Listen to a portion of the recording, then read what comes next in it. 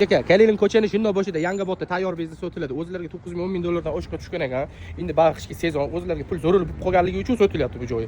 Kuniga 700 ming 800 ming 1 millionga sodasi bor, sodasini ham ko'rsatib o'ramiz. Videoga bitta like bosib, ko'chada kira qilmay mana shunaqa joy yo'l to'qqa topaman deganlarga video tashlab qo'yamiz. O'ziga kuniga 485 ming 500 ming atrofida 600 ming 700 minggacha savdo qilar ekan. Ko'rib turganingiz 1 dan 10 gacha qo'lni 27 li ekran. Donasiga hisoblasangiz ham 200 dollarga konditsioner, kamera, hamma narsalarni qilib qo'ygan ekan. Mana shu turishda shuni tegi bilan sotib olasiz. Bu birinchi xona. Mazga ikkinchi xonani ham ko'rsataman. O'ziga kontorda o'ta Wi-Fi hamma narsalar bor. Siz o'ylaganingizdan ham arzon. Kompyuter xonaning biznesini qilaman deganlar shu videoni shunday bosib, jo'natib o'raylik, sizdan bitta yaxshilik bo'lib qoladi. O'zlariga 9 mingdan oshib tushgan joyi arzimagan narxga berib yuboryaptilar. Xo'p, okeylar. Bu ikkinchi xonamiz. Obshi 20 ta kompyuterlar bor. Kompyuterlarni hammasi ideal. Internet kontorda o'ta hammasi ishlab turibdi. 27 ta ekran ko'chada 192 dollardan. Donasiga hisoblasangiz ham, menimcha o'jaka 20 tasi normalniy pul bo'lib qoladi. Undan tashqari klaviatura, kompon, stol, mana ular ham hali yangi, hech qancha ishlamagan ekan.